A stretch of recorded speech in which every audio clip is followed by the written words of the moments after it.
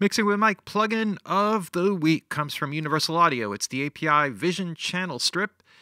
This is an audio example video. If you want to have a look at the features, I have a separate features video on the YouTube channel. It should be right next to this one. And this is going to be a comparison to the legacy version.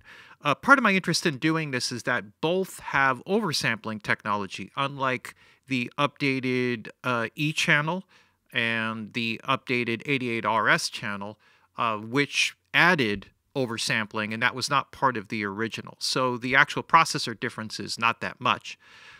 In doing the comparison, I just have a handful of tracks here, just 13 tracks. So I have 13 instances here. And what I did was I started and I did a whole mix using the legacy version.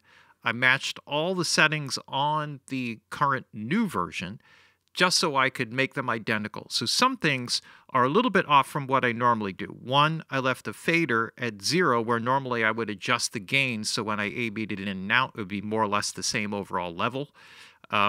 So because there's no numeration for what's going on here, rather than trying to fight through it by ear or by, sweeping frequencies and stuff like that, I just left it at 0. Same with the input gain. So I did the same there. All of the EQ adjustments are easy because they're all step switches. And when I went to do the compression, so there's no gating on any of this. When I went to do the compression, I kept the ratio as the stock setting because it's identical on both. So the only thing I actually adjusted was the release time, which I set on some of them to, just did it visually. I was able to get as close as I can, and I adjusted the threshold. It ends up being not exactly the same between the two. I'm not exactly sure why that is, but more or less I tried to get the exact same amount of gain reduction as best as I could. And the rest is just an A-B comparison. So let's just kind of go right to it. Now, the one thing is that when I bypass one, there's going to be a drop in level before I drop in the other. So not perfectly ideal, but I'll do the best that I can here with it. Let's start by going right from the verse. I'm just going to kind of run through, split the sections just so you can kind of hear a difference. We'll talk about it on the backside and go through some of the other things that you might need to know about. All right, so here we go. Let's start with the original. So this is the now legacy version, which is over here on the left, and the newer version on the right, as you can see here with the fader. All right, here we go. Sitting on the ground, facing the static canal, look for a way to roll over. Murder by satellite, or playing madness, at least I'm an organ donor. It's automatic, it's in my tree, you're making me rich. Sentimental, suicide, wide awake to resist. It's automatic, you're not on call. It's automatic, you're not there. It's automatic, you're not on call. It's automatic, you're not there.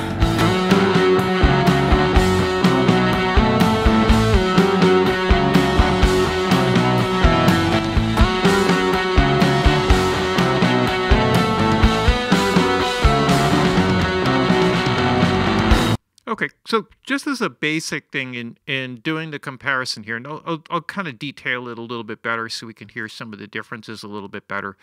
It's not a huge leap, but what I hear overall, what I've noticed overall in terms of doing that, is that it seems that the low end and the high end of the new version seem to be extended or drawn out. Like I feel that it has a bit more, what I would describe as height to it, where I feel a little bit more oomph from the low end and a bit more sizzle or air up on the top end from the legacy version, which seems more contained. Now, going through some of the comparisons here, there were instances where I kind of preferred the legacy version over the new version, but I would say overall, in most cases, I've preferred to have the newer version over the legacy version for that extended frequency response. So that's not even getting into the additional features that are there, because if you hit the type button here, then you could go and you could set up an EQ using the 560L, and it will preserve both settings, right? So you can do a comparison, try two EQs, and that actually is a great addition, probably the biggest addition. Otherwise, compression, filtering, gate, all identical. The 550, all identical to the previous version, no difference there. The input gain stage, this was a mic preamp. This is basically switching it to a line circuit, which is dedicated. So they added a gain control on it. That's not part of the original 212L circuit design. It's only a mic preamp, which will accept a line input level. So that's the basics on that. And then with the additional features of the pad and the filter and stuff like that. The only other part of this you get, which I think is part of the significant change here as well, is the fader and the output buffer amp clipping. So you're getting a little bit more of the analog sound just by adding on this extra circuit as opposed to this output control, which, as far as I understand it, is just a digital output. There's nothing on there that is emulating anything. I could be wrong about that. I'm pretty sure that there's not a 2520 op amp at the output here. Again, I could be wrong about that. But I do hear a difference overall. So this is making everything identical. So let's just kind of go through a couple of individual things. I wanted to just kind of loop a particular section of the song. Let's start with the B section here and kind of see if we can draw in on some of the closer comparisons here. So what'll start is just a little bit with the drums.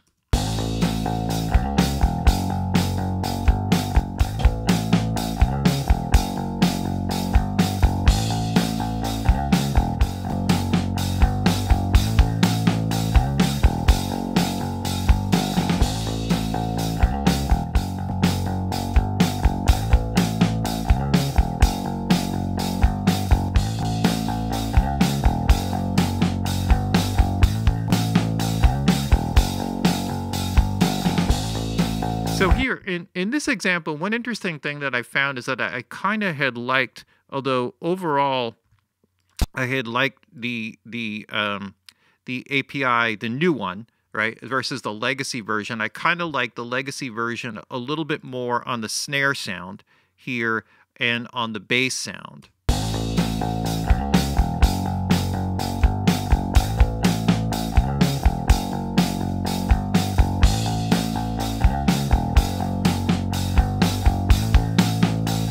Right, it seemed to have like a bit more, grit to it. And, in looking at it, the settings here are identical. The threshold is a little bit different here. It's possible that that there's a little bit more compression, although I did play around with that and I couldn't, I was basically matching up gain reduction by meter. And as much as I adjusted it, it didn't seem to make a difference here. So there's something here with that more like a kind of slightly warmer, or it comes across as warmer, more mid-range character. It seemed to work better there. I found a similar thing in the bass, which is one of the things that I have here, right?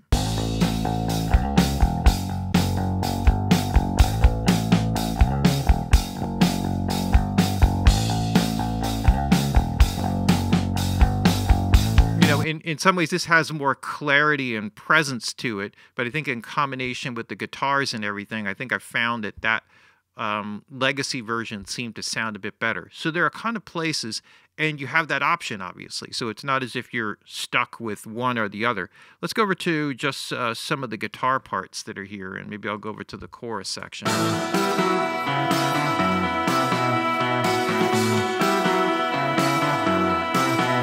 Looks like I have an escapee here. Hold on one second. Let me get that into the bus. And here we go.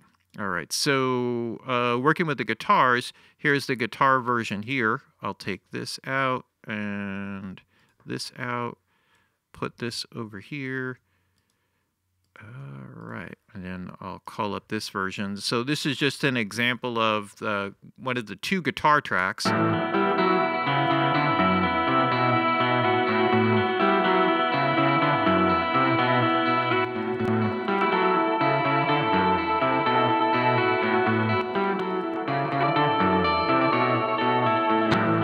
in the context of the whole mix, I found, and you can hear a bit more of the presence that comes in here. Sometimes there's a selective thing where that warmth maybe helps you. And, maybe not. Maybe part of that is just using the low pass filter and kind of chasing it down a little bit more. You may find that you naturally gravitate there a little bit more. I'm not trying to sell you on the API new version versus the legacy version, but to just show that there are some distinctive differences. And because the CPU load difference is not that great, you may decide to go to the legacy version. Again, the only other deciding factor that may have you go back is you may go through the guitar sound and dial in the 560 and say, all right, well, what does that sound like? And do a comparison between the two, right? So let's go over to the vocal real quick, and maybe, let's see. Yeah, this should work. It's automatic. Let me go to the verse section. Marking out their lives like barracudas, and I just seem to swallow the. All right, so here, a little awkward here. Let me just load the two of these up. Okay. Marking out their lives like barracudas, and I just seem to swallow the water.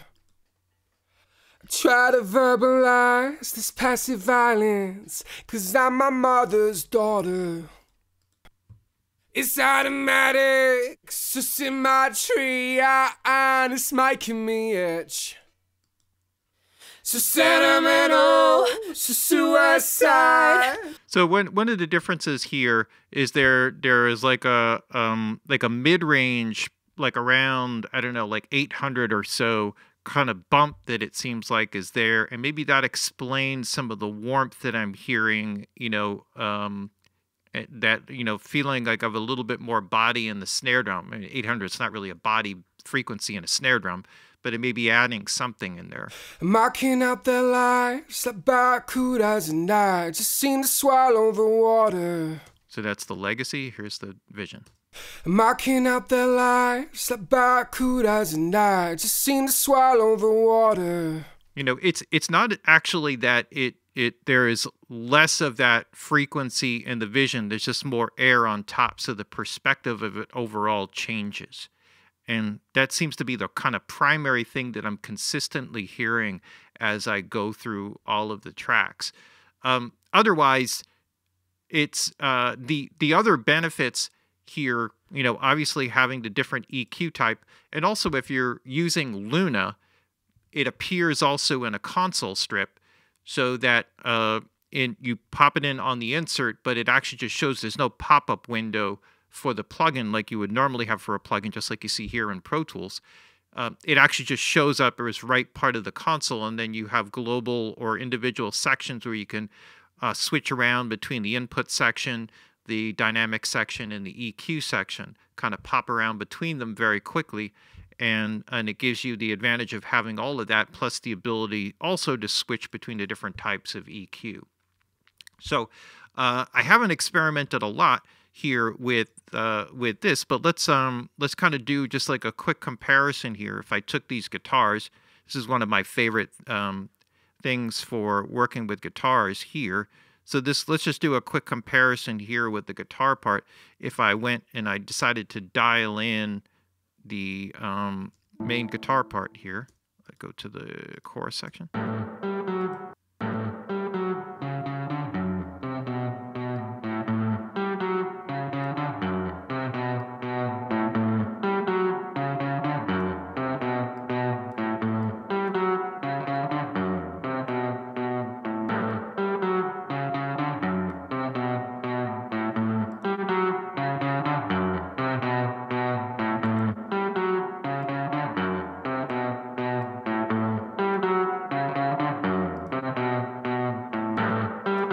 So if I dial in on this side, let's just leave it there for a second. And let me just dial in the one over here. So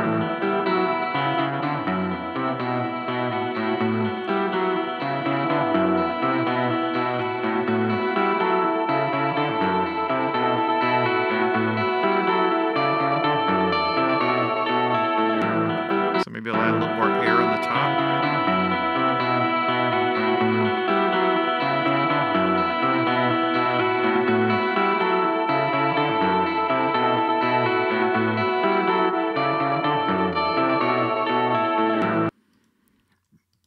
This is not going to, this is going to be kind of an awkward switch between the two, but here, let's try it.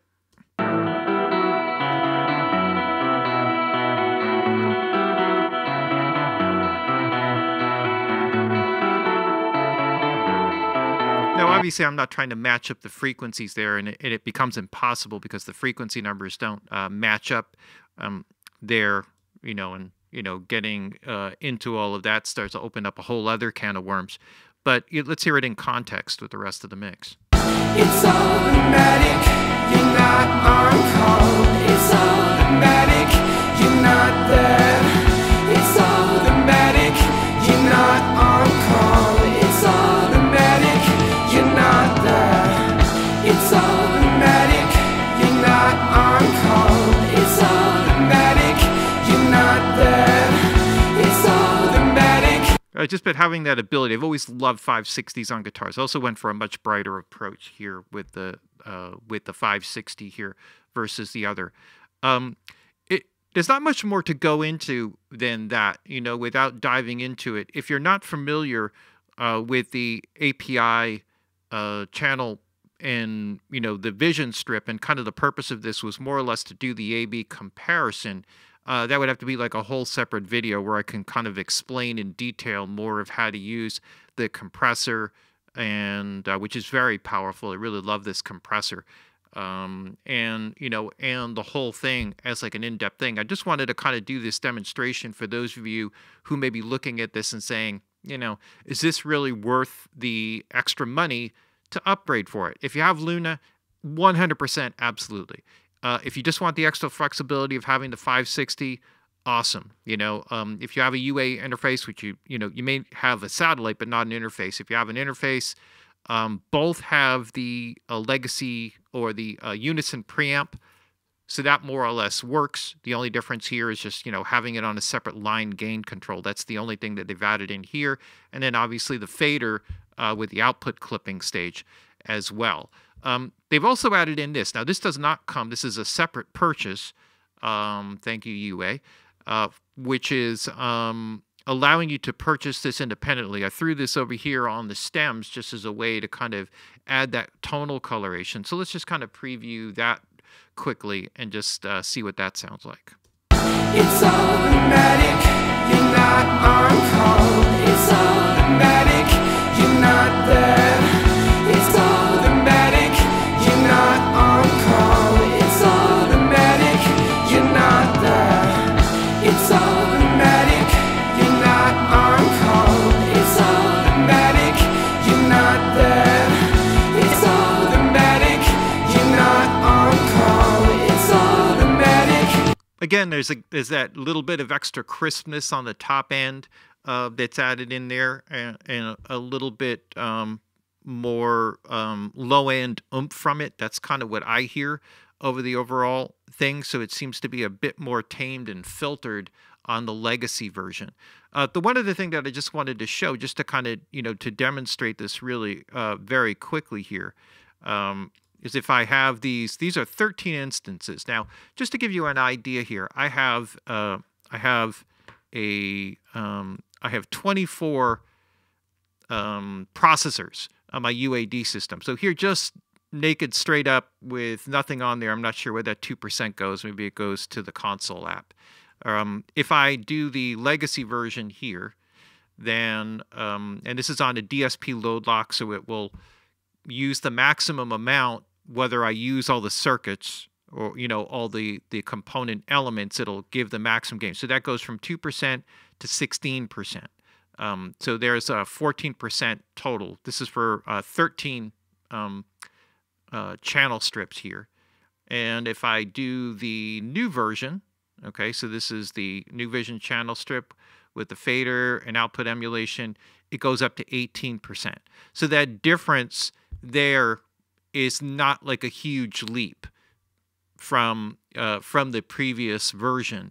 Unlike, as I said, unlike the 88RS update and the SSL E-channel update, which added the Unison Preamp, and that significantly increased because of the upsampling with the with the actual processing, which helps with the aliasing and all of that.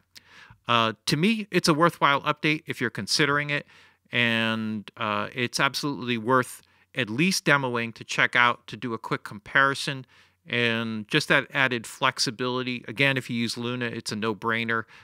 Plus, you have the API preamp, which is also a great addition. If you already own it, there's a very good upgrade price for it to go from your existing legacy version, to the updated version here, which is also cool. So I imagine now that Luna has this console strip, and the only one that shows up so that you can use it across the whole console, or use it across just built into the application, and I can't keep both apps running at the same time, otherwise I would just switch over to it easily, is that I would imagine what's coming up next is that you're going to see the eConsole and the 88RS thrown in there pretty soon as well, since they basically already have the building blocks for everything, and all they would need to do would be to retrofit it. So I kind of see that's where Universal Audio is likely going with their Luna setup, so you could just sort of pick out and swap out consoles. Maybe they have some other ideas that would actually make it cooler. Would be great to see like a vintage version of that. Now that they have the 2254 and everything built in, maybe they could do a vintage Neve version console channel strip, even though it's, it doesn't exist with compressors and EQs. None of the 80s, the 800 series or 80 series consoles from the 70s have compressors built into every channel. That didn't happen until the V series consoles, which came in the mid 80s. All right, that's it. Limited audio examples. Hopefully it was enough. I just wanted to do a quick comparison here between this and the legacy version. Maybe help you to decide if you want to update or not. That's it. Plugin of the week, Universal Audio, API Vision Channel Strip.